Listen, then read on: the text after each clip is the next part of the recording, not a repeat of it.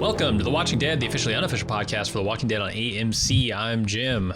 And I'm Acheron. And today we're talking about season 11, episode 2, titled Acheron Part 2. It's the follow-up, the premiere, which we were not so hot on. So that makes me curious. Acheron, what do you think of this episode? You know, in their old lives, Jim, both you and I were developers, programmers, and we have a doctrine in programming and automation in general: garbage in, garbage out. You take bad inputs, like, you know, if you've got an algorithm supposed to add up 2 and 2 to get 4, well, if you put in X and parenthesis, it's going to fuck things up. I think that the inputs of this episode from last episode were garbage, so it does not surprise me that a lot of the answers that they got in this episode were also garbage.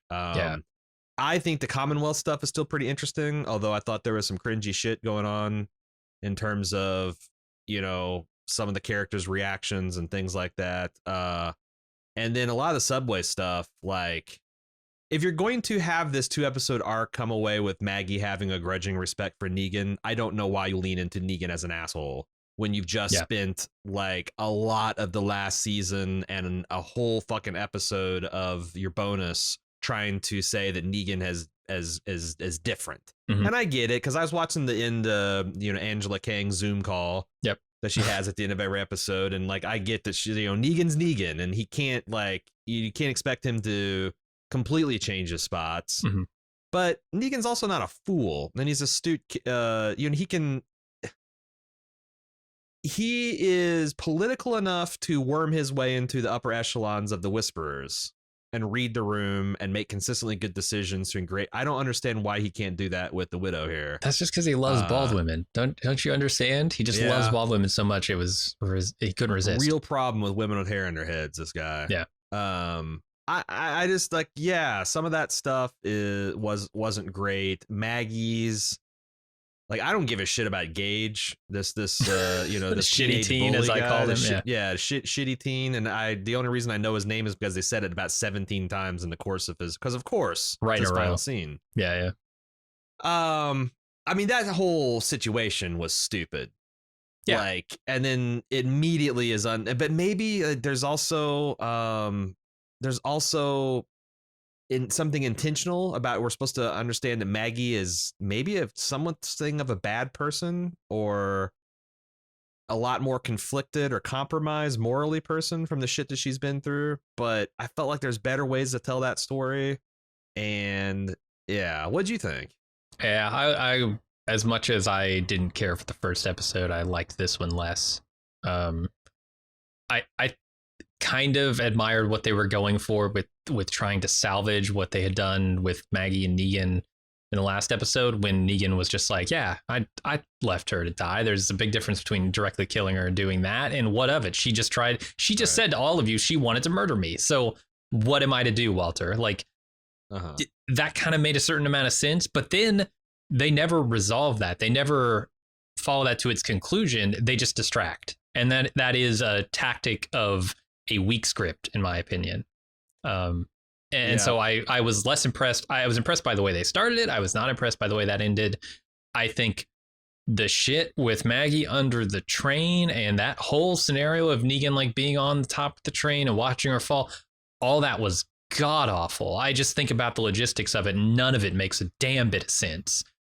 There are a couple of things I like about this episode. Remarkably, Eugene McDermott, what's his first name? Josh McDermott. McDermott fucking crushes this scene, I thought. I've never seen him be this good.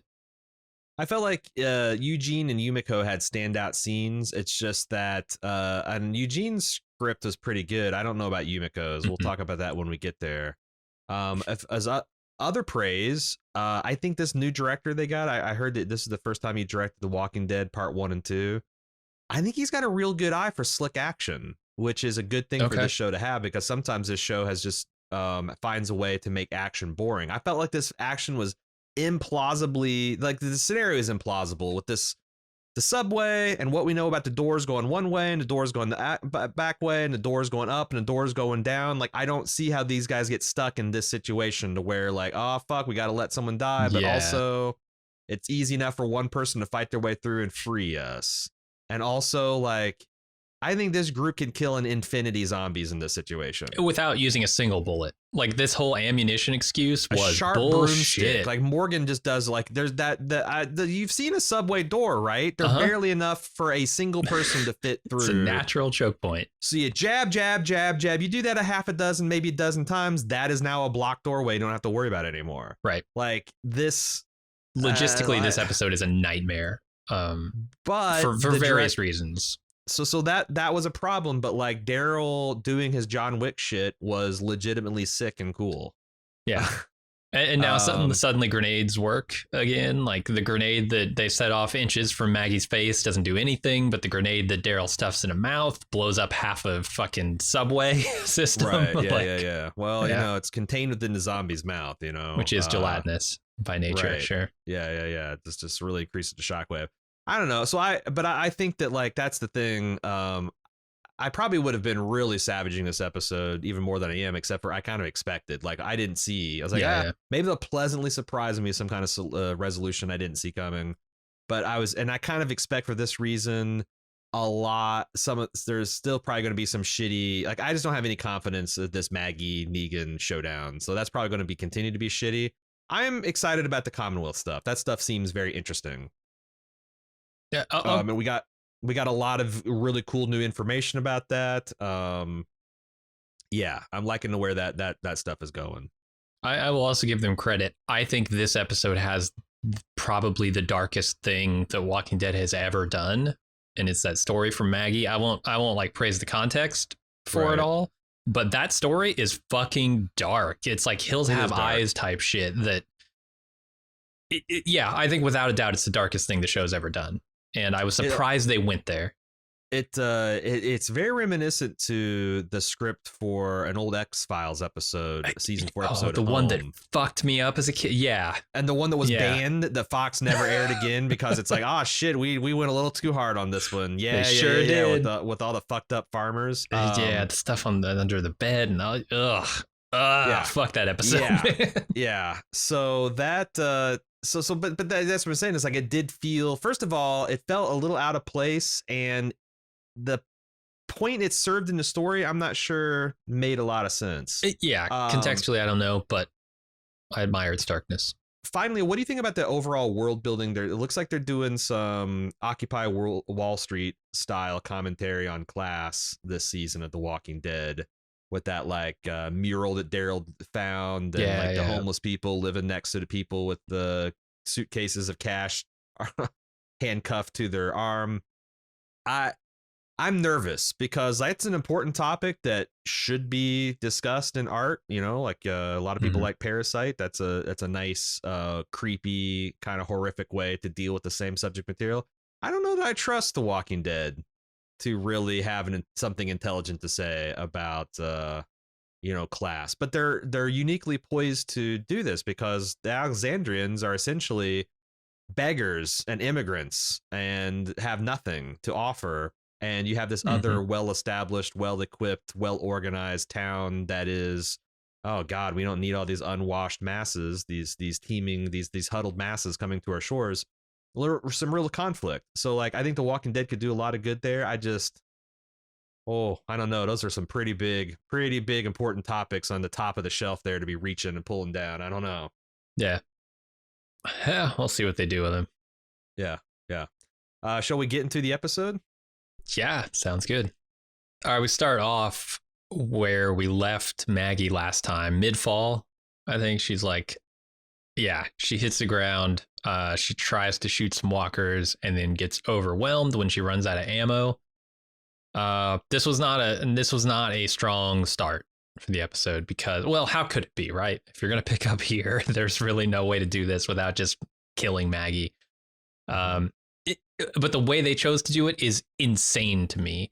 So I'm trying logistically to imagine how they end up in the next scene where they drop into the train car, because Maggie screams Negan. Maggie fires off multiple shots with her gun. And no one and hears. Everybody drops into the car like they didn't hear anything. They are in a fucking echo chamber. They are in an enclosed space in a tunnel where that is going to echo for miles. So my imagination says, as soon as they got to the top of the train car, they just fucking sprinted. They ran 2.5 miles down this tunnel. Yeah, there's like 64 train cars that they finally found one where the hatch let them in. Yeah, right. Because otherwise, like, nobody's asking what happened. Where's Maggie? They're asking like, holy shit, we should go back for Maggie because she was clearly in distress. I thought they were going to show that, like, Negan gets down there and then you hear like bang, bang, bang, bang, bang, and it stops and they're like, they realize, but they never even do that. And what's really stupid is later in the episode, Daryl is alerted to the fact that he's needed for help because he hears gunshots coming from within the subway car. Right. And a scream when he is like further away than they are. Absolutely. You would think. So like, yeah, that wasn't great. On the other hand, there's a lot of people saying that like, oh, this is the Glenn dumpster, you know? Oh, it's that too. And it's framed just like that as well. Yeah, but there's a difference between someone crawling underneath a train and someone crawling underneath a fucking dumpster. Yeah, like, there is an obvious way to keep crawling and get yourself between, and I think that was fine. But they do the same framing where like the zombies are clearly chewing on her face at this point. They were too close to her. I agree with that. They were. They overwhelmed her. 8 of them had grabbed her. There's no way she's going to muscle her way under this train, but of course she does. Of course. Right. Yeah, and it's like I just can't take it serious as a cliffhanger because it's essentially a credits cliffhanger. I mean, come on. Mm-hmm. First commercial break, she'll be fine. Right. So then, yeah, like I said, the survivors drop into the train car and clear it. Maggie doesn't show up, and Boston Rob wants to go back for her, but the others, including Gabriel, don't. They don't give a shit. And they don't give a shit, but it's like, Maggie'd be pissed if we risked ourselves to go back after one person. Like, this stuff was fine. I thought that. And also Gabriel's kind of like a bigger asshole this year. They've been consistently telling the story of his kind of heart going dark and him losing his faith. Mm-hmm. So that's fine. I also really liked they did the whole like zombies outside of a I don't know where the source of light, but like you could see all That's of the thing, man. all of their hands and arms crawling on I thought that was cool. The whole subway car, every subway car has just got zombies everywhere and they're crawling all over the windows. That stuff it's a hallmark of the zombie genre. For sure. I thought it was nice. It's nice to see. Yeah, it is. Although I do want to talk about what the fuck is the light source in this tunnel. And if they have enough light to fight with, as we'll see later in the episode, they're totally cool, just like taking crossbow shots in this. There are no fucking sun roofs. There are no moon lights in here. There's nothing. You're underground. It should be pitch fucking black. And then Maggie lights up a flare later. A road flare, yeah. Because they would need light. Makes sense. Right. But they already clearly have light because that flare wasn't lit for, the vast majority of this. And they're just walking like it's nighttime outside. It's because like I think you're supposed to understand it's like cave dark inside here, but they're not selling that story. And some of that's like, well, if it's cave dark all the time except for flashlights, then it'd be a muddy, dark episode to see. But like, I don't know, because like, but they want it both ways because they talked AMC, last episode about the flashlights. Like, oh, they took our batteries. Shit, we have no flashlights. It doesn't fucking matter. There's apparently a moon in this tunnel casting light. With the low, and you can do pitch black scenes now. Like Better Call Saul has on AMC, by the way, has pioneered these new cameras that have these ultra low light sensitivities, digital cameras. You can shoot in pitch black and it looks like it's pitch black. You can still see everything. Yeah. This is like very stagey darkness and not particularly well done, but like, whatever. I thought it'd be whatever if they didn't make a point to say, hey, we're running out of light. Yes, they could definitely tell that story better with, again, the low light techniques and stuff like that. You could really shoot this set with a flashlight and it would look cool as fuck. And with the right camera, it would still be, the audience can see with the decent high def camera what the hell's going on. Right. Negan has the chance to be a superstar because he's the only one with that crowbar he picked up that Aaron almost killed him for. It's really earning its keep in this episode. prying them subway doors open. Oof. You think weapons are like finders keepers in this universe? Like if he found a sweet battle axe or something, he'd be able to keep it. Right? Yeah. Everything except for guns. Like those are community, right? True. Yeah, you got to put those in the storage locker. But like, yeah, like no one's going to get Daryl's Morning Star. Right. It's like that's his, or you're come, like Molin Levy, come and get them, as the Spartans would say. Like, what are you going to do? Take Daryl's fucking spike club away from him? I don't think so. I wouldn't try. Speaking of Daryl, he bashes through a wall to another stretch of tunnel that used to be inhabited. He sees a whole lot of cave paintings depicting the rise and fall of royalty, including like a briefcase of cash that's sitting there, and it really paints a picture. They do this pretty well. This reminds me of one of those apocalyptic video games like Horizon Zero Dawn, where you're going into a thing and, oh, look, there's a dollar bill laying on the ground. Oh, let's pick it up. Oh, there's some backstory. Here's a Walkman on the ground. Here's the last dying screams of the subway tunnel. But yeah, this is the Occupy Wall Street stuff where you've got the fat cats that are kind of ruling over everybody. And then the apocalypse comes and their money can't save them. And, they're begging for food. And then you've got like, in the subway tunnel itself, that this doesn't make sense. There's a nicely dressed man with a suitcase full of cash, handcuffed to his body, but they've removed his arm and opened the cash, but the arm is just like, so what the fuck? Someone killed him, sawed his arm off, and then went ahead and popped the lock over this anyway and opened it and said, suitcase full of cash. This sucks. I was expecting nuclear codes. Like, what the fuck else is going to be in a suitcase that's handcuffed to someone's arm? And why would you cut it off of him 3 feet later, pop open the lock and be like, fucking cash bullshit? Yeah. I can't imagine what else. I mean, there's so many things you could have done that would be like funnier. Like, oh, it's this guy's like porn stash or something handcuffed to his arm in the apocalypse. Yeah, because you cut a guy's arm off if you want to take the stash and run with it. So you can then, jimmy it, the locks in your leisure. I don't know why you cut it off the guy and just, I don't know. I thought that.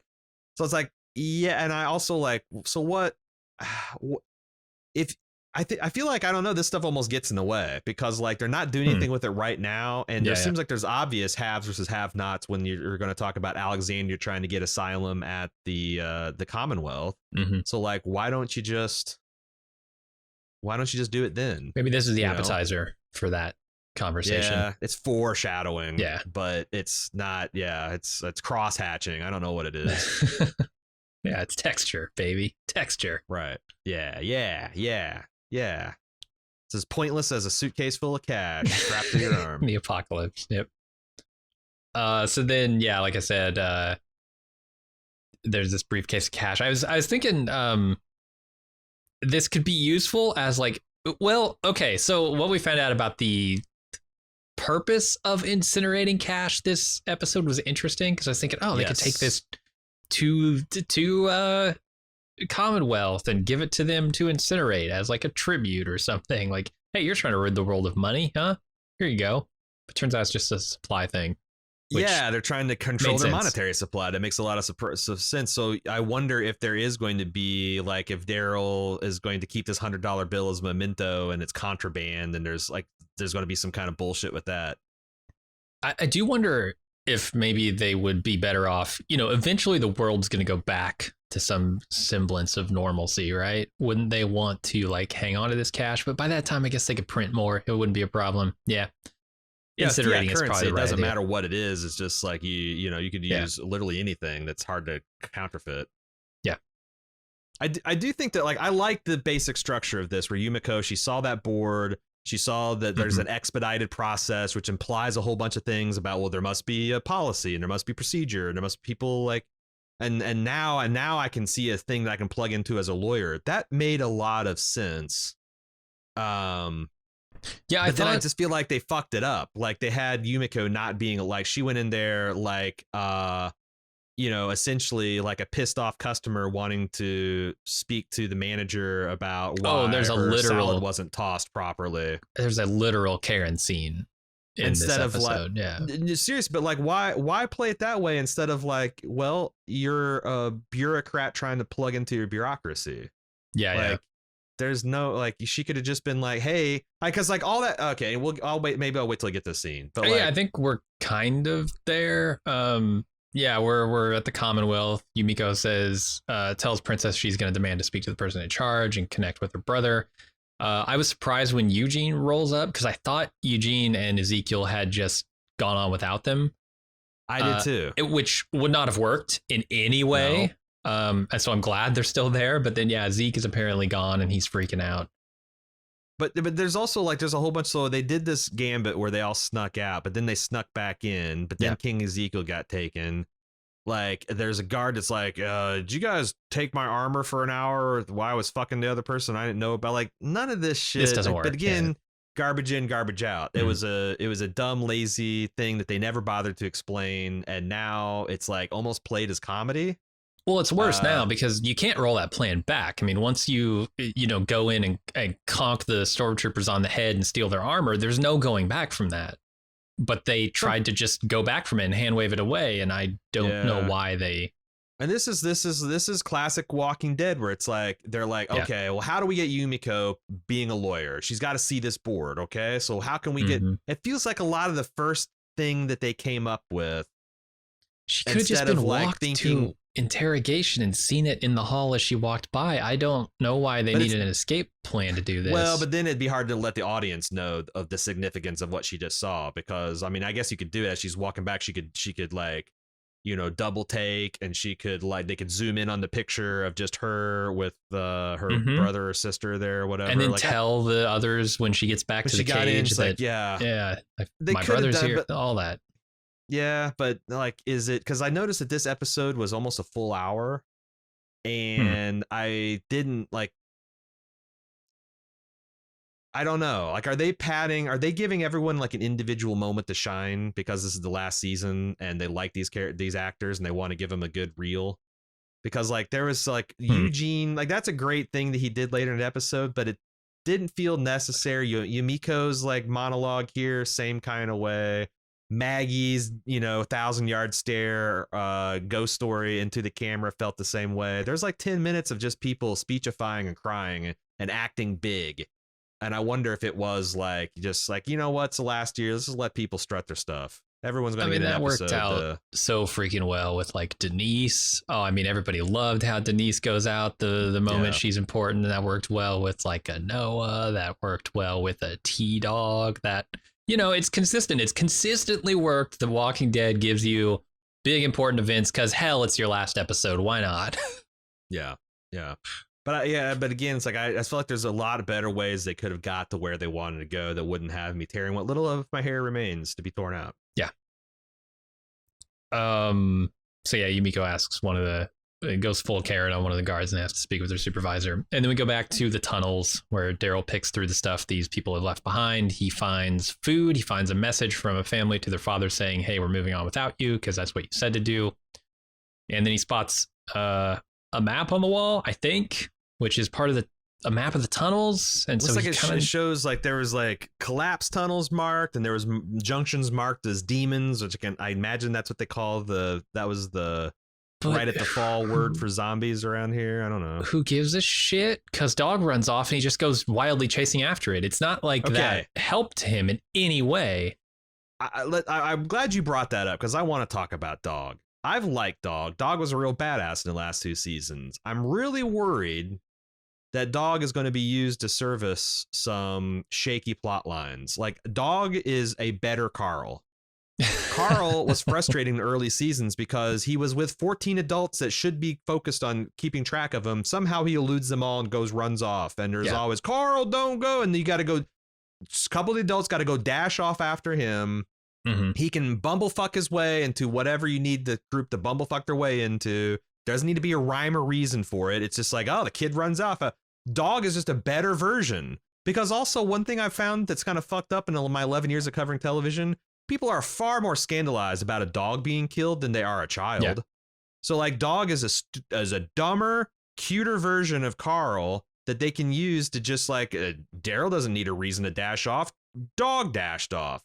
Yeah. Daryl doesn't need to figure out how to find his way back. Dog can lead him back. It's an unreasoning brain that they can put into stupid scenarios. Yeah, and something that Daryl's irrationally loyal to. And but the thing is like Dog has never been portrayed as like a quote unquote bad boy. Like when Daryl tells him to sick, he sicks. When he heals, he heals. When he tells him to follow, like now all of a sudden, like he's got doggy hyper attention deficit disorder. Attention dog hyperactive, just ADHD. Yeah. yeah. Asshole dog hyperactivity disorder. And I just feel like The Walking Dead is going to use it for the same stupid things, to just like pointlessly put something cute in danger and also pointlessly split the group at the most inopportune times you can possibly imagine. Yeah, no, you're totally right. And the comparison to Carl is interesting because I look at this episode and I go, what would be the utility of bringing young baby 8-year-old Carl on a mission like this? What would they bring an 8-year-old Carl on a mission that is like get to Meridian, kill everyone there, and take the city back? Right. And if you then go and apply that to Dog, well, what's the purpose that Dog serves on this mission? Is Dog going to run up to the gates of Meridian and chomp on a couple of Reapers? He's going to jump over the gates and he's going to tear out their throats. I mean, unlock it from the inside, because I can see if this was a scouting mission, a dog would be useful on a scouting mission, like if you were like searching for something. But this is a siege, like a stealth assault mission, or what Beta did. Imagine if Beta had a dog with him when he came to Alexandria through the tunnels.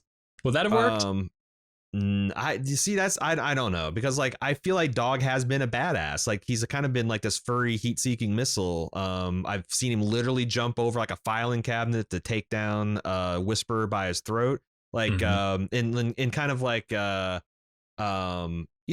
it John Wick 3 that had Halle Berry and she was the one that had the two dogs and they're like running and climbing up walls and ripping dudes nuts off and shit. A lot of crotches. A lot of like essentially, yeah. If he's I guess, but like what those dogs, like imagine how ridiculous that John Wick scene had been if like Halle Berry was chasing him through the bed. No, come back here, boys. No, oh, you can't run like it's stupid. Like these things, it's not a doggo, it's a weapon of war at this point. So like you can't, if he's their family pet that's happy-go-lucky and easily distracted, then you shouldn't take him on the mission. If he's on the missions because he's mission capable, and he shouldn't be running off willy-nilly. Right.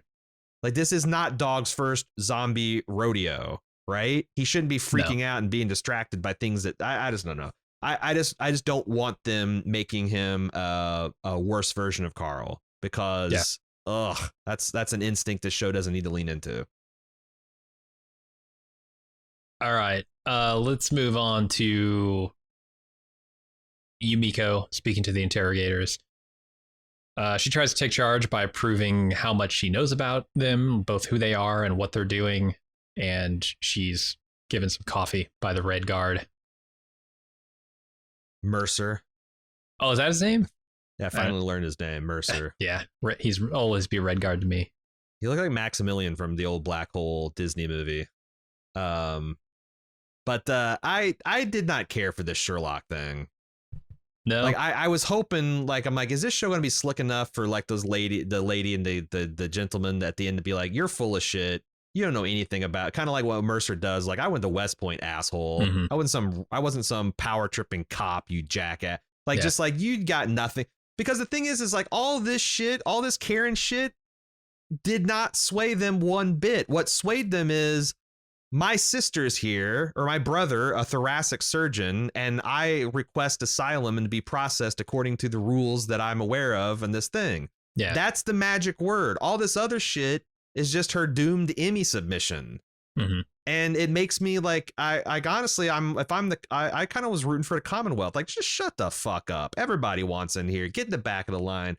Like, you're going to come in here and say that, like, we're worthless.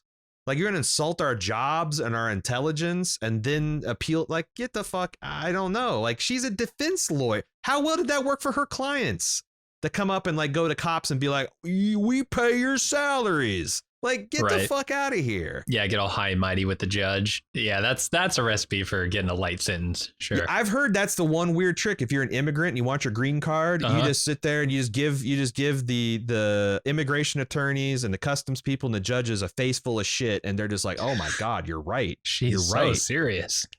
yeah, like, ah, man, we are hypocrites. We're not Mhm. standing for our country's. Yeah, come on. I don't know. Like, all she could have Yeah. done is like, I'm a lawyer. I'm smart. I'm My useful. brother's a thoracic surgeon, and my face is on the fucking board. Get me the hell out of here. I could have used. I could have gone without the whole, like, sending the food back because you cooked my steak wrong speech. Yeah.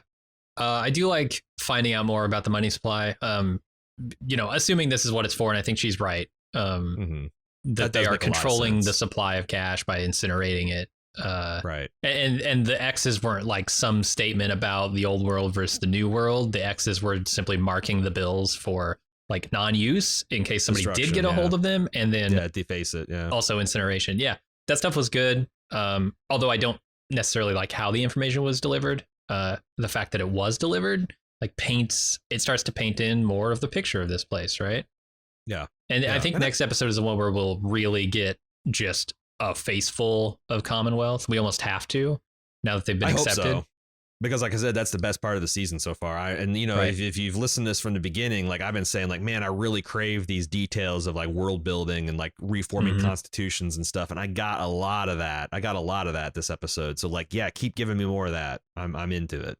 Yeah, that's the next step. So Eugene and Princess are outside waiting for Yumiko, and Princess has to pee, so she talks to a guard. Turns out she's real excited about the prospect of an actual shitter and some toilet paper. And Eugene, while she's using the bathroom, gets even more nervous. Holy shit, I don't know that I've ever seen anyone this nervous. Yeah, like I've heard the term flop sweat, but I've always thought it was just an expression. I actually saw a guy flopping and sweating. It's kind of crazy. No, he's really entertaining, and I also like Princess's like excitement about being able to use an act, because she's like, I don't know what they didn't subtitle the Spanish, but I'm sure she's like, what hole in the wall, what hole in the floor am I supposed to be shitting through? And they're like, oh no, it's there. We actually have a band. I recognize Banya, and she's like, and you got toilet paper? But it's also weird because this is a super max security kind of situation, and they just kind of like, oh yeah, it's just down the hall to the right, and then someone reluctantly follows after her. But like, what the fuck? Are people being kept in cages against their will, or you just kind of have the run of the place? Like, yeah, they're remarkably lax. I mean, even the idea that Yumiko could have gotten to speak with the manager here is a little crazy. Like, a prisoner just making demands from their cage works. Especially when a stormtrooper's like, are you asking to speak to my supervisor? In the kind of like the way you would deliver it if you're the night manager at a place and like you are the manager, like, I guess I gotta do it. I guess I have this prisoner is demanding to talk to managers, so I better get my fucking manager out. I mean, maybe it's part of the policy. Maybe if it's like, hey, these are not prisoners. Because if I'm thinking, okay, what is the Commonwealth actually like, right? Well, these aren't prisoners. These are potential asylum seekers. So they're going to have some rights. And if they do ask for those rights to be honored, we need to honor them. I could maybe see it the more I get to know about the Commonwealth. So maybe some of this stuff that looks ridiculous on first glance will make more sense now that we're learning more about the place. Yeah, you're right. But on the other hand, I still think that this is the wrong way to go about it. And I'm thinking like maybe the show is thinking like, okay, well, if she can't just say like, hey, I saw this board because they weren't supposed to be there. Right. Yeah. But she could but they all know that they're lying. So she could have tried something like, okay, I'm going to level with you. I'd heard rumors that my brother had, I've been trying to find my brother since the fall. I heard rumors that he was in this community. And I'm a virgin. Thanks for not laughing. Yeah, also, I need to see my brother. Yeah, but my name is Yumiko, and I'm a lawyer, and my brother's the thoracic surgeon, and his last. Like, can you look into that and find like, and you can talk to him and verify my story? Like, you don't have to. Like, there's not a binary option between staying in the cell and like fessing up that you busted out. Right. So again, this smacked of the literal first thing that they thought of before lunch was served in the writer's room. And then they came back and like, what is next? Oh yeah, we want a John Wick scene with Daryl. Yeah, okay. Everybody take cocktails for everyone. Let's go home early. They weren't, I don't know. Like, so the one thing that's been fucking with me these last two episodes is because like as we're catching up and we're doing the bonus episodes, we started to get feedback along the lines of, y'all are crazy. This show is not ever stop sucking. It's just you guys weren't used to it because you took a little time off. I still think 9 and 10 are a lot better than this on the whole. Like there is a distinct drop in the very tail end of the Whisperers thing. Yeah. And of course the majority of but like this is continuing that decline that I saw. And I'm honestly shocked. I'm honestly shocked at how kind of lazy this fit. And like, maybe there's reasons, like, AMC's cut the budget again, or like Angela Kang in the writings room, like everybody else having to go back to work. Like, fuck, shit, damn. Well, I'm glad the pandemic's like, but like, we got to go back to the office now. Like maybe they're just like not getting into the groove. But there's something missing. There is something missing. I agree. Maybe, and I hear the justifications for all of these things coming from Kang in those post episode interviews.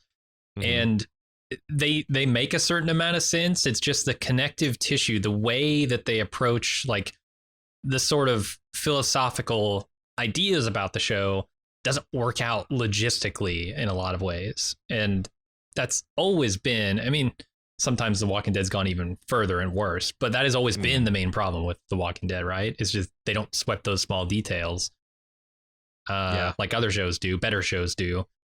And yeah, it seems like it's almost a return to form for old Walking Dead before Kang. I'm kind of disappointed. Yeah, same. But we'll see. We'll see what they do with the rest of it. Maybe this is just some rough ground, like you said, with the pandemic, and they need to get back into the swing of things. Daryl crawls through a cramped shaft after Dog, and that's really everything to that scene. We're just checking in with him.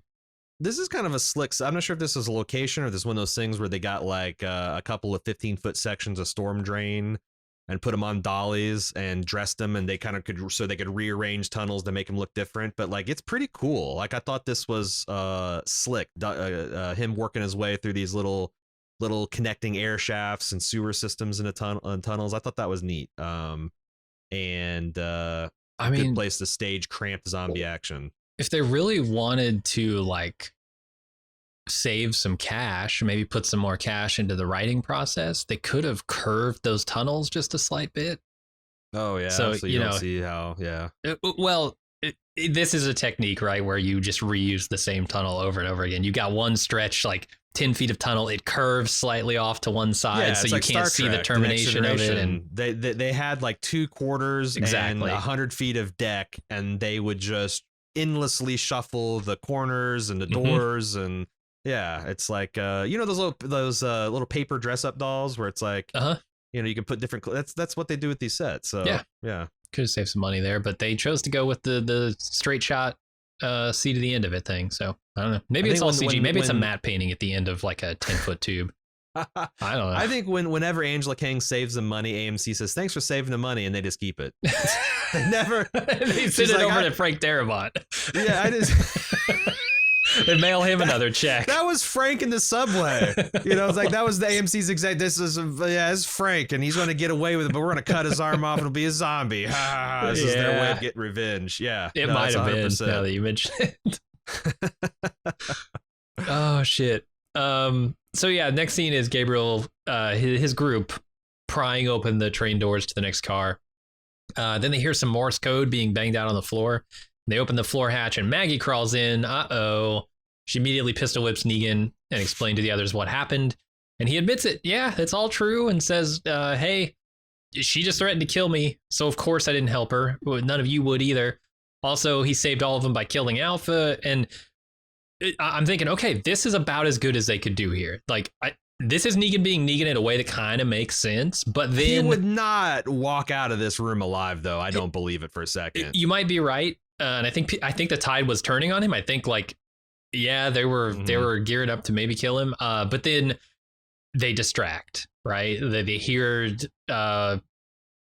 shitty teen from the other train is saying like, "Oh, let me in. I got in here somehow." And this is one of the Lydia I definitely bullies, can't go back out that way because the walkers fall. I don't know why.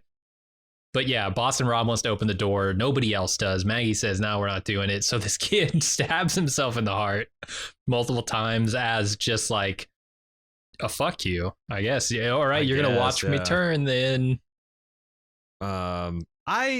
This made no sense because I mean, first of all, this is one of the Lydia bullies. I don't care about this kid. Fuck this kid. No, fuck this guy. Yeah. He is kind of a coward. He did fuck up the group. But I don't buy that they couldn't just pry the door open and then let him inside and then shut the door again, because that very thing is what ends up happening. They ended up getting attacked on both sides from zombies. The doors hold. Like, I don't understand. Again, also, if I was that kid, I'd be like, I can barely fit through this door. If you guys can't fucking hold off these zombies with a broomstick, then I don't know what the hell. Like, you guys have been fighting these guys for 11 years. What the fuck? None of this really made sense or kind of clicked with me. I've seen this in Train to Busan had a scene like this, and it was so fucking good. You've got the, they're stuck on both ends, and you got the big guy who's like, decides, okay, I'm going to sacrifice myself for these people, give them time, and he just holds back a whole fucking wave by himself. Right, while they're eating them, like a piranha. Yeah, it's fantastic. I love that movie. But the only reason they're letting this kid die is to immediately buttress Negan's claim of like, well, someone falls behind, fuck them. And it is pretty fucking metal. That kid stabbed himself in the heart and is slowly dying as he maintains contact with the group, and the zombies are just pulling his rib cage up. Yeah, as the zombies are pulling his rib cage apart and shit. That it was a fucking tough death, but like, I don't buy that this group deals with this in this manner. And I don't buy the setup. Like, so much of these scenarios is about setup. You got to make me believe this is the only option. And letting him die is the obvious thing to do here, and I just don't buy it. Yeah, like, you could go like, why don't you go underneath the subway again through the door that Maggie go came on in. top of it? There are 0 walkers on top of it. Boost people up top. There's no one. We already see that you guys could safely traverse that. There's like a lot of things that you could do, or again, this is like a choke point. Just fucking kill a bunch of zombies. Right. Bust a window out, have them crawl out or down. Like, there's like, this is like when we were talking on the last feedback section, the stupidest thing of The Walking Dead we've ever seen. Like when they sent Glenn after the zombie in the well. It's like literally the first thing the group came up with. Fuck yeah, we'll never think of a better idea than that.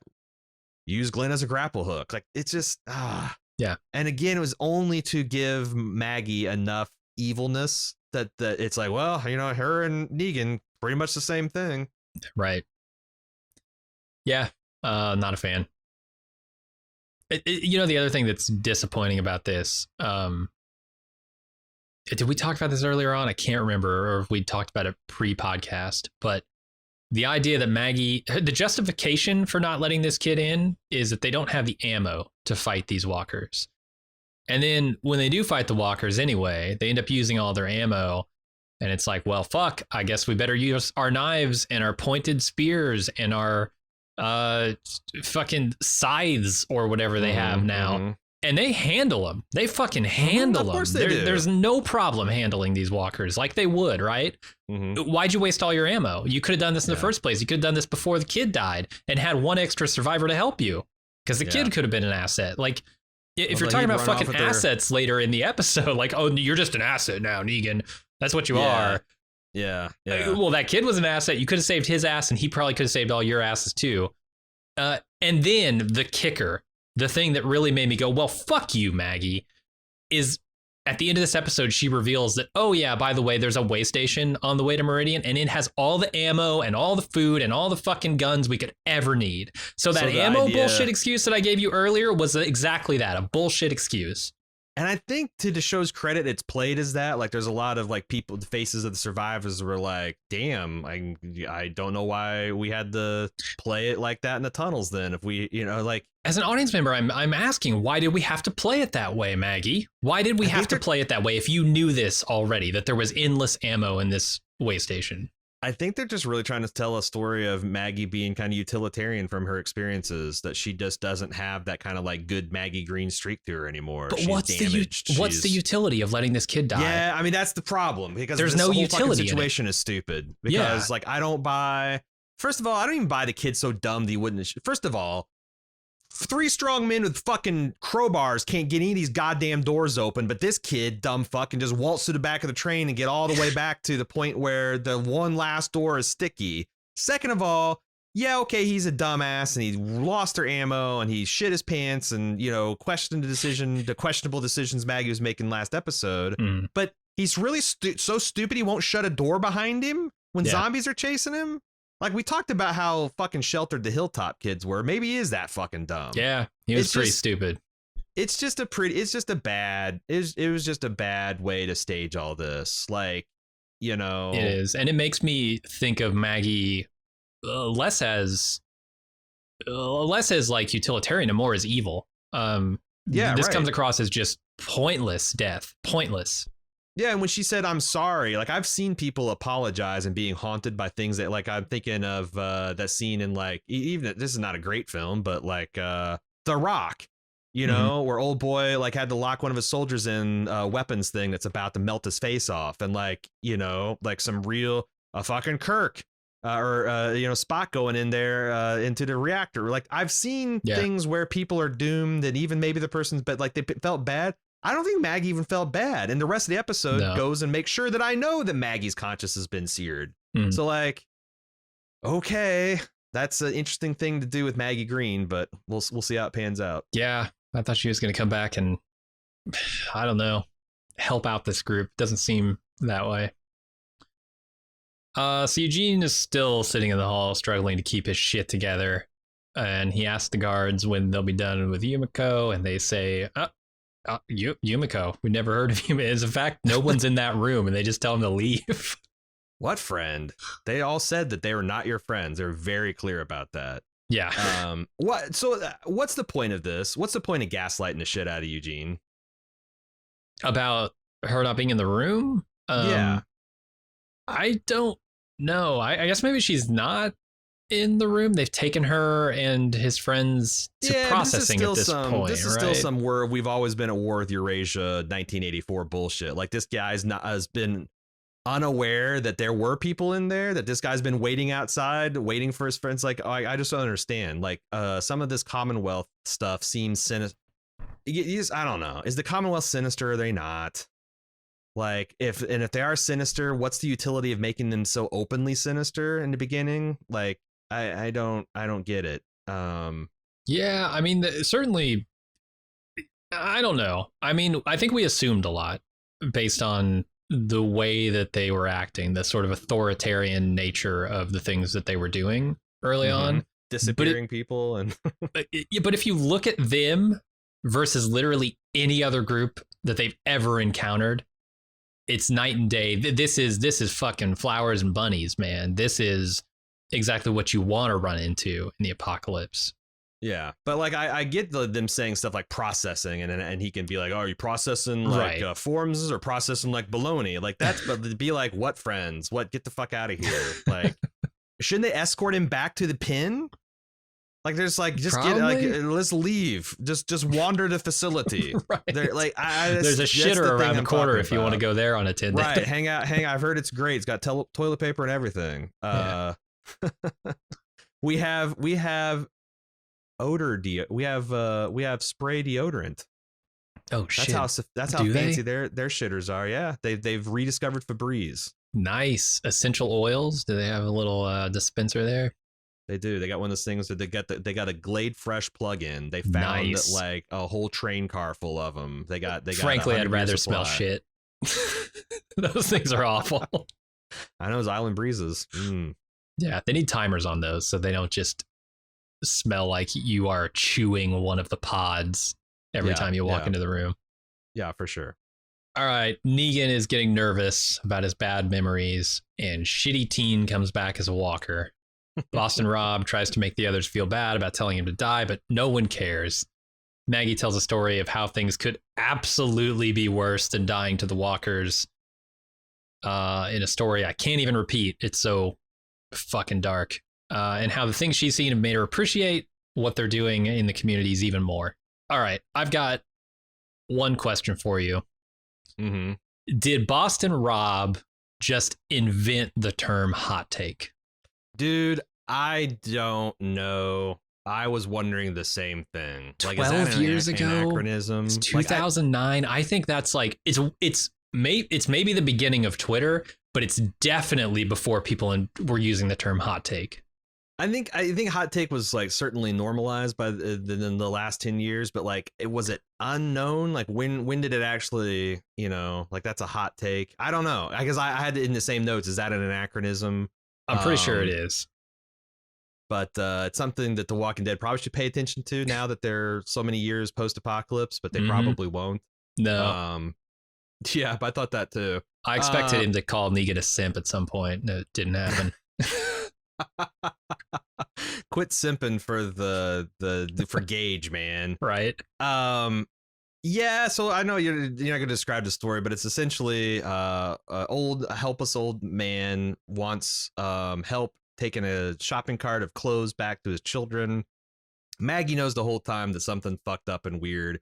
Gets there, turns out this guy's some kind of weirdo serial killer. He's got some deformed sons. He's keeping a slave camp of women that they're using, sex slaves, essentially. I think cutting their arms and legs off, making the torsos. They're all pregnant. One of them's dead with a zombie baby inside of her. They're tearing out their vocal cords so they can't tearing out their vocals so they can't scream. Yeah. It's just the worst kind of shit. Yeah. And like Depraved. I said, it's season 4 X-Files home essentially. The thing is like I felt like a better show would have like not shown everything they're talking about, but it would have had some key flashbacks to like Maggie looking into the attic, or Maggie meeting the old man, or Maggie kind of like put us into, because it felt like just them. It felt like them just putting a camera on Lauren Cohen for 3 minutes and having her tell a story with a flashlight under her chin, like around the camp story. Well, and that's cheaper. Yeah, it is true. You don't have to actually have a different location and hire another. But like, I felt it would have been more effective. And again, she told this story as a way to kind of answer why she did the Gage thing. And I don't think it really answers the question. It's she says like basically, I've seen worse than his death, so his death is fine. Yeah, it's like if my son said, Dad, why don't we go to Disney World this year? It's because we dropped bombs on Hiroshima. Do you understand? People melted in the sidewalks, and you're talking about Disneyland? Like, okay, all right, yeah, sure. That's a lot worse than missing out on Disneyland, Dad. But like, what the right? Like the world can be shittier. No matter what situation you're in, there's been a worse situation. Like, there's probably someone in this zombie hellhole that could fly in with an even worse story than Maggie to justify whatever fucked up shit they've just done. Like the woman who was in the position that Maggie was in. Yeah. That thing you saw, that was me, lady. Yeah, this is like, I don't know. I admired them going so dark. I didn't think The Walking Dead had it in them to do anything this dark, because the darkness that they have portrayed up until this point has been very much based on like either showing something really gross, which is not like, it's not particularly fucked up. It's just disgusting. Or it's been very tame. It's been like cable TV, kind of the shit that is out on the internet. You can see way darker than the shit that goes on cable TV. So I was surprised they went here, frankly. But here's the happy deal. With that. The moral of the story, though, she gets to it. She's like, okay, so I saw this fucked up situation. I saw these women and all this. And my first thought was, oh my God, they're still alive. So there must be food here. I thought that was like, okay, that's kind of cool. But then she goes and just starts going into word salad, where she's like, then it turns out I found lots of food. Me and Herschel Jr. bopped out of there. And she goes, what we have at Alexandria is rare. It has to be, because if it isn't, and then Negan says it means we're lucky. It means nobody's got it figured out. Nobody ever will. What the fuck? What is... Yeah, the train of thought here got derailed somewhere. Because, like, I don't know, this goes against everything I actually personally believe. I think most people are good. And as evidence, like, just look around us. Like, the fact that the highways aren't like 30% casualty rates indicates that we have some kind of inherent, like, looking after our brother, being our brother's keeper, kind of hardwired into us. The ability to want to work together, cooperate, get along, gain approval. Like, that's kind of hardwired into our DNA as these social creatures that we are. So like, this is a weird take for The Walking Dead to go, actually everyone's bad, and without some kind of framework keeping people to that, then things go to shit. But I Yeah. thought and it didn't follow from the story either. Mm-hmm. Yeah, I'm kind of with you. I guess if I'm being generous, if I'm playing devil's advocate, like, is there some perverse, like a reversal of incentives? Are in a world where humans aren't fighting for their very survival, is being good an asset, whereas in this world, being the opposite is the asset. And so he's saying we're lucky because in this world, the only thing that matters is getting yours and, you know, and taking it from everyone else because it's a zero sum thing. I don't know, that's where I would go if I were trying to justify it, but I'm not trying to. Yeah, I guess there's a little bit of that, like that they're doing a lot of things I think better in the Expanse, where they're talking about, you know, what a tribe is, and when times are tough, tribes get smaller. When times are good, tribes get better. Like there's like I think there's some things you can there's some things in the margins you can pick around at. Maybe they're setting up that these people are kind of giving up on rebooting civilization, and they're going to come across the Commonwealth and like be reinvigorated. But it seems like the Commonwealth is going to ultimately be evil. Like it has to be, right? If the Commonwealth is just like the new good guys, and our team becomes a small cog into it, that seems like a weird way to end the series.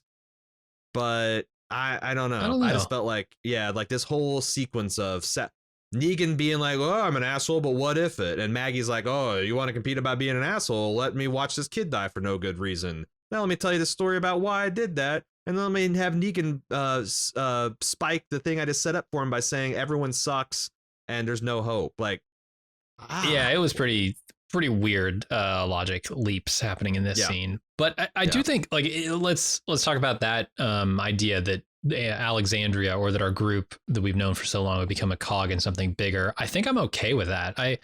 Because like, I guess the preferred idea here, right? The preferred path forward would be for Alexandria to have created its constitution and the hilltop to still be around, and Oceanside and Kingdom all getting together and creating that bigger machine that somebody else could be a cog of. Yeah. But I think it's also pretty satisfying if you tell the story of like, they tried this, circumstance kind of brought it down, and you know, exactly opposite of what Negan said. They got unlucky, right? They were building something great, and then they got fucking unlucky because they kept meeting brand new threat and brand new threat and brand new threat, and all of those whittled away at him and whittled away at their psyche to the point where even they were losing hope. But then they find the bigger machine that is good and that is reestablishing some sense of like justice and good in the world. And yeah, they can just become a part of it. Like maybe they take Meridian and become, you know, like a second, you know, an offshoot of Commonwealth. I guess I would be kind of cool with that. I think that's a natural, interesting story to tell. Yeah, and there's a lot of things you can talk about, like in terms of immigration versus colonization / imperialization. Like what if the Commonwealth had met full strength Alexander and be like, hey, you know what? You just have to essentially join or die. Yeah, they wouldn't probably have accepted that. But like it would have been a big increase in their quality of life and probably their access to technology. And, you know, maybe Ezekiel would get his goiter cancer cured. And all they have to do is bend the knee. I don't know. Like there's a lot of things they could go directions I think are interesting, and it just seems like they're this surface kind of like daytime drama level of conflict instead of going for the big picture stuff. Yeah, they do have quite a few episodes left, so hopefully they'll get there. 22 by the last estimate. Yeah, once we remove all the mystery around the Commonwealth, once we start. But I did get worried because, like I said, garbage in, garbage out, and like the setting up of the season is going to, like, if they get on the ball, I fully expect the next episode or two to be shaky too, because it has to be like you and there's also like sometimes when you get far enough out from disasters, you can kind of build, you know, because we saw. I can't remember. There's some stuff in season 9 and 10 where they allude to things that happen in 7 and 8 that I remember being stupid. But like, if you just kind of like vaguely think back of like, oh, this is a, you know, formative thing in this character's development, and it kind of tracks. Like, yeah. Like the fact that like Maggie and Negan had this gulf between them that's later healed. You can still make it work even if that was stupid. but like I'm nervous because I think the next episode or two at least are going to be shaky just because they're built on this foundation, which is highly unstable. I talked a little bit earlier about how dumb the flare is given the lighting situation in this tunnel, but I wanted to talk about like artistically, I thought it was kind of cool because she's telling a fucking horror story here. And this just takes me back to a fucking campfire, like telling your friends a scary story around a campfire with the flashlight under your chin. She's got this flare, the road flare under her chin, lighting her face from below. It was blood red. Yeah. Very cool. I liked what they did there visually. It was evocative. Yeah. So then Daryl continues through the shaft. He kills a walker that's chasing him, then pops out a grate, kills a couple more. And the old guy who left earlier comes out of the darkness, and Dog and Daryl put down some walkers to save him. And apparently this guy has lost all of their ammo, which again, doesn't fucking matter. The show's like making a big deal about ammo. It's never going to matter.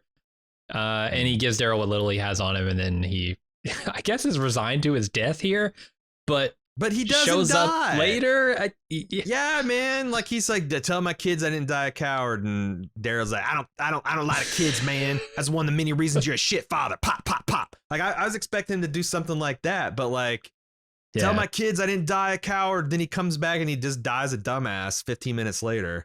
But he does give Daryl a sweet grenade. I didn't even like this guy. Like I forgot that there was an old man with Gage. I knew that but so like, I thought this was another like homeless tunnel zombie. It was framed weird too, because I thought when they were killing the guy, they were accidentally killing him instead of the walker. And I was very confused. Yeah, it was weird. It was weird. Yeah. Anyway, but also like the fact that like they're not going to do anything with the floodwaters. Like Maggie turns out right. The top side is somehow worse. It must be just like a fucking literal meat grinder because this guy's covered head to toe with blood, but apparently not bit by zombies or anything. Yeah. I don't know, man. Daryl's fucking around these zombies in a tunnel. He comes out. Apparently he's had this Morning Star in his backpack this whole time. Please pay attention to Daryl's backpack. It's the most fascinating thing. It is a backpack with nothing in it. Can we before the next season, can we get like a 5-pound dummy weight to throw in back there? Because like it just tickles me to death the idea that Daryl's got like a fucking Morning Star and a mace loaded in this thing, and he puts it on just like a kid throws a towel over his neck to be a Superman. Yeah, like they're like, it's come on, man. My school books weighed about 20 pounds when I was a kid, and I remember how heavy that was, and what a chore it was to put on and off. Although I was a kid, it's maybe I could have carried a Morning Star if I was a strapping adult, but. It's so funny because my son every once in a while when he goes to play airsoft with his cousins or whatever, he likes to dress up in like these surplus military fatigues, and he's got like a mil spec camo backpack. And when he went out there, I said, whoa. And he's like, what? I'm like, your backpack looks stupid, dude, because it just looks like a flat thing strapped to your chest. It's like, here, let's stuff it so it gives a little shape. I care more about my son's fake airsoft prop than this show cares more about Daryl fucking Dixon's backpack. How is this possible? Like, look at it flopping around on his back, and the scenes is so goddamn distracting. And keep in mind, when you see it flopping around, it has a fucking mace in it. You know what costs money to put in backpacks? Maces. You know what's free? Air. Air's everywhere, man. They can harvest air for nothing. I guess Daryl's, like Norman Reed's like, I got sciatica, man. I can't have 5 extra pounds in this damn thing. You know how old I am? I might look like I'm 30, but I'm 58. Yeah, stuff it full of socks or some shit. Yeah, like cotton fluff or something. His backpack situation needs to be resolved. Damn. Yeah, I'm with you. All right, the group opens another train door, but find the next one completely blocked. The walkers threaten to burst into the car from the other end. Shoulders tries to bash the door open. The walkers bust into the car anyway, and they start killing him. Daryl hears it and comes running. When I say they start killing them, I mean the group starts killing the walkers, not the other way around. Maggie gives Negan a gun so he can help out.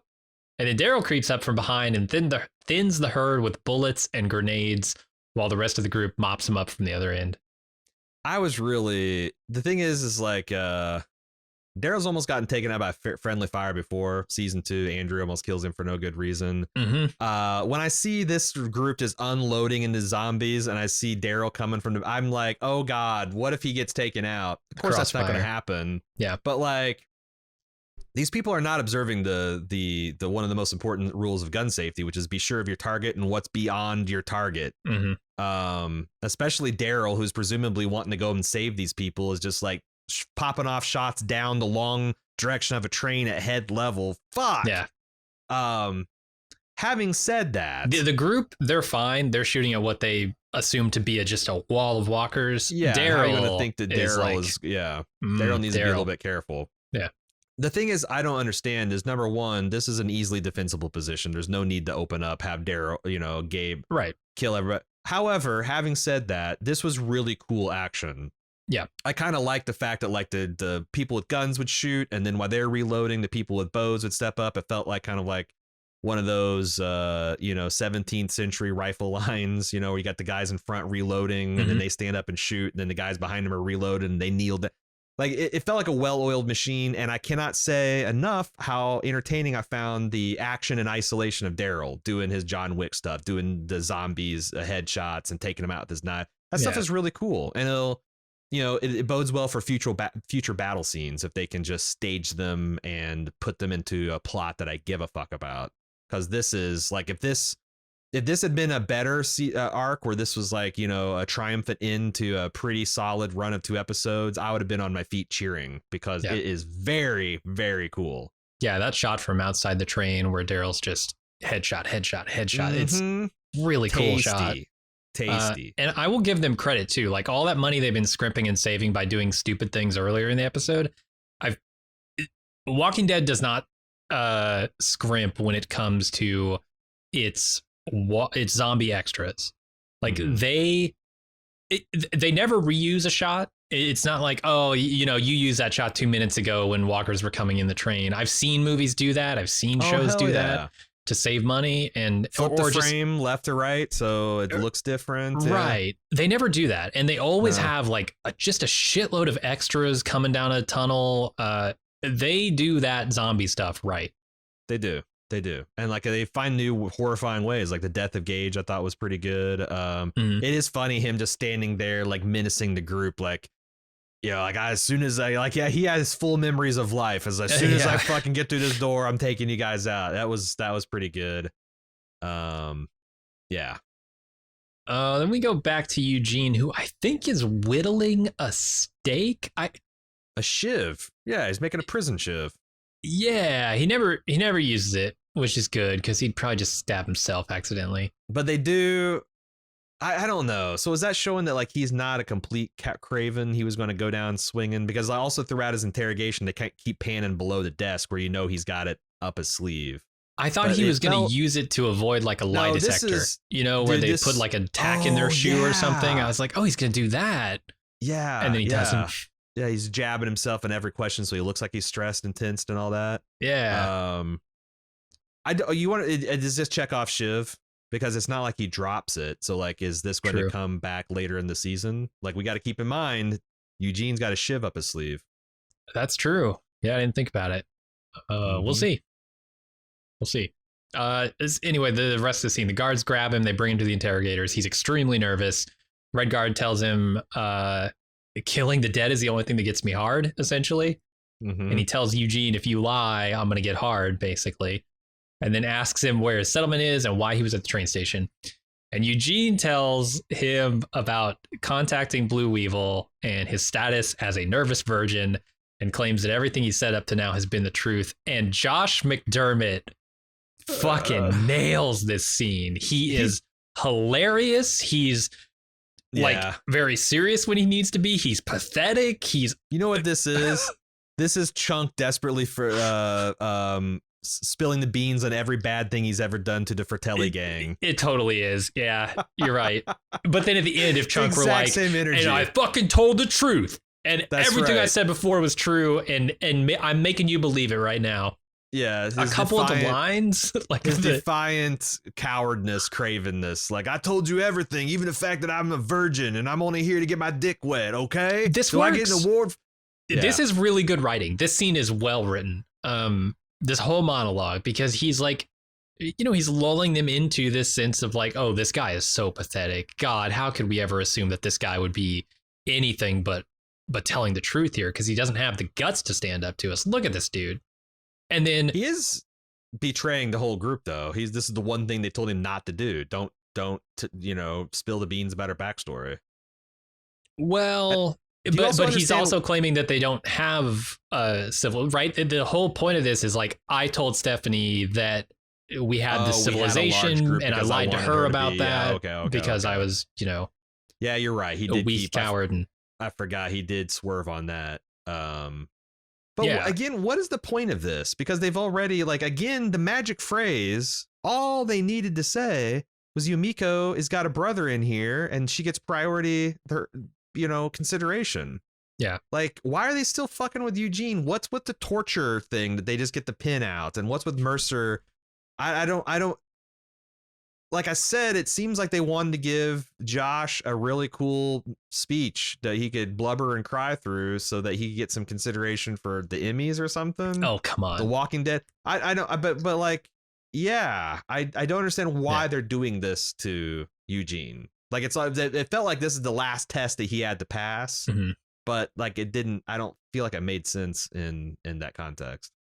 I don't know. Hey. I mean, whether it made sense or not, I loved it. I think a nice callback in this speech where he's talking about, I'm a virgin, but I've observed the act more times than I care to admit, which is going back to Rosita and Abraham. Fucking in the library, stuff from like season 4. It's been a long ass time. Long time.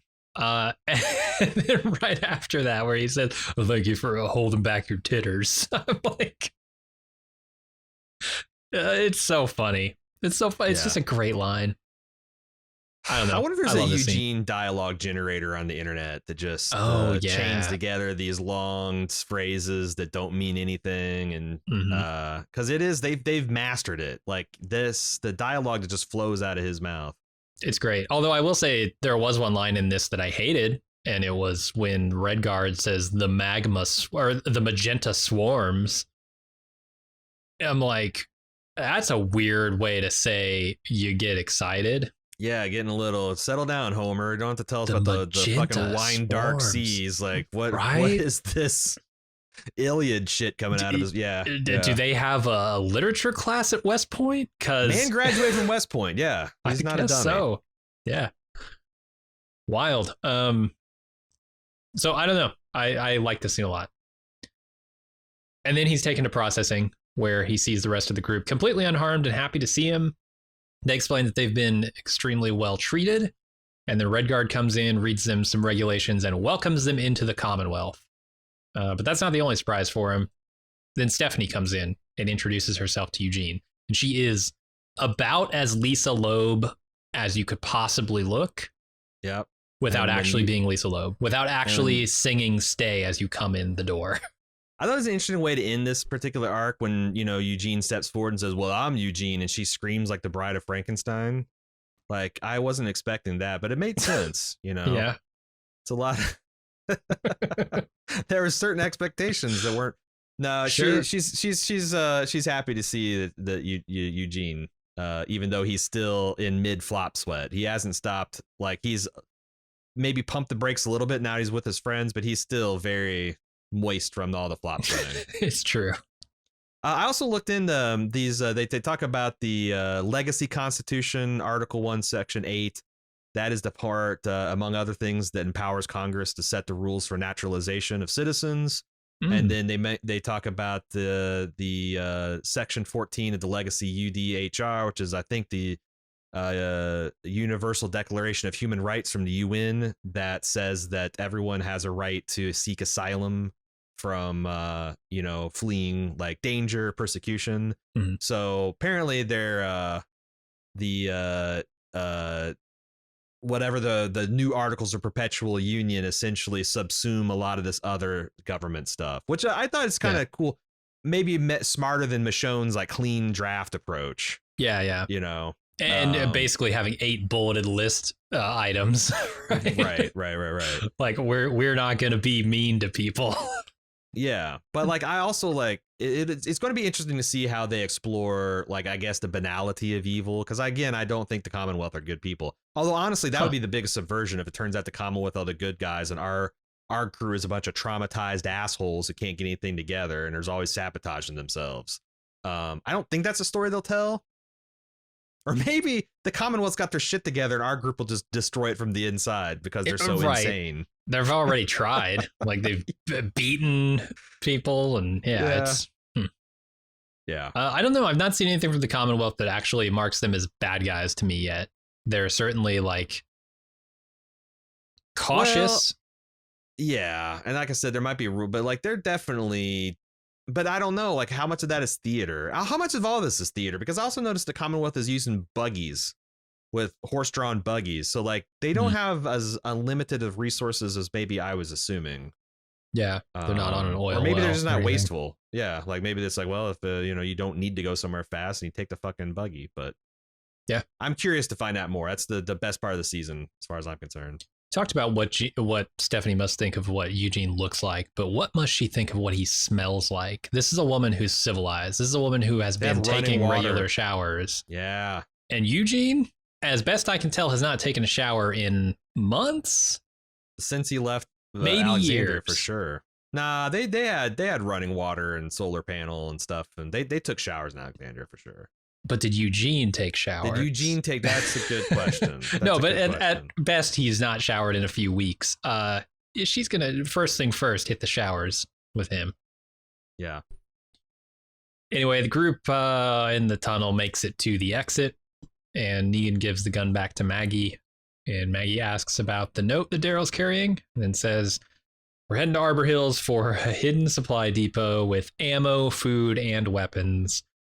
And Negan leads the way, but oops, along the way, they're ambushed on the road by another group. I assume the Reapers. I don't actually know. I think so. It makes me a question, though, if Casey Jones used to be a member of the Reapers, because he looks just like them. They're all wearing those, like, is he kind of like this group's Lydia?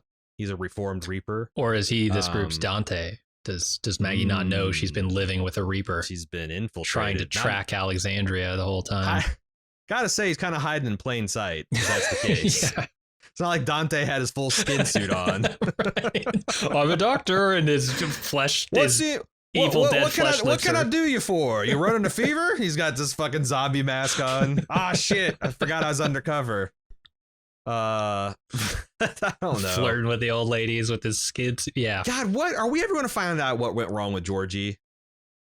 Because she's got all these depots and seemed well organized, but yes, very decentralized. Didn't Georgie leave? Georgie left for like Portland or something, didn't she? That's true. She didn't. She went for a bit. Like she went to find like another Commonwealth that she heard about. Yeah. So I think she might still be around. We might get her coming back. I hope they just don't drop that from the thing.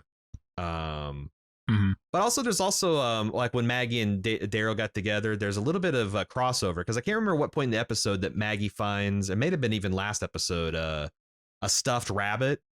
Yeah. And then there's also a picture of two kids that left that note about this is the old Walking Dead trick. Dad, mom haven't come back. They're gonna have to, but they're gonna keep tuning in the radio at a particular time.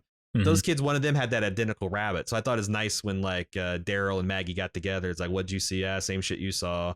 There's like this kind of like whole overarching story that you can almost piece together, which I thought was kind of cool. Yeah. But yeah, these Reapers, they look like trouble. They look, I imagine our group gets captured because they don't have the ammo yet. And these guys are real big and strong.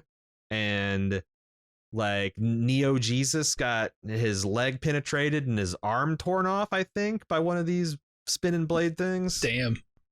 That the Reapers are coming in. Like, these don't seem like the take prisoner types. Right. They seem like the type that got you and string you up by your heels as a warning to like stay out of our fucking neighborhood. Yeah. So I don't know if they get caught what that's going to mean. We'll see. Yeah, we'll see. But that's our coverage of this week's episode. I will say, hold on. I'm bummed a little bit that they play the next time on immediately after this because I know a little bit about what's going to happen next week just because while I'm finishing up my notes, they're playing Gabriel saying, "You try to kill our friends." And I'm like, well, they're probably gonna get out of this somehow. Well, of course, yeah. Yeah, I don't know. That stuff always sucks to know what's coming. You wish you didn't have know anything. You have to like kill it as soon as the last scene. Yeah, right. I guess I just had to. I wish I had to seek it out as opposed to being slapped in the face with it immediately after the episode. Especially since it's been so many years since I've seen the next time on Walking Dead. You know. We've been catching them up on the last since season 8. We've been catching up on like in season 9 we're catching up on Amazon. So it's been several years, but yeah. Honestly, when's the last time we watched a show where they just ran that? Like, it seems like they only do it on AMC Plus, though, right? It's not like this was happening. Well, that would happen if you watched it on the episode, like as they were, because the credits would go into a small window and then they'd instantly say next time on The Walking Dead. So like we used to get that, but like HBO doesn't do it. You have to like go to the bonus features to see the next week on. None of the streaming services do it. It's been a while. It's been a long while since we've done like a broadcast show. Like we don't do those anymore. Not because we're avoiding them. It's just there hasn't been, people don't watch them wanted to do anymore. Like cable's dying. I don't know if people know this, but cord cutting is a thing you can do now.